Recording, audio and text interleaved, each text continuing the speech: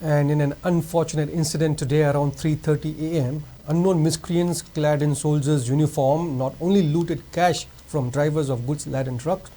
but also mercilessly beat up these drivers at Umathel, Leingang, Ching, Lamkhai. The drivers were carrying these goods to Tongsem, Lamkhai. Vehemently condemning the act, United Meitei Pangal Committee UMPC has demanded clarifications from those involved at the earliest. Addressing media at their office in Lilong Thongkong, Secretary of the committee, Maulana Habibullah, urged the concerned authority to investigate the matter at the earliest.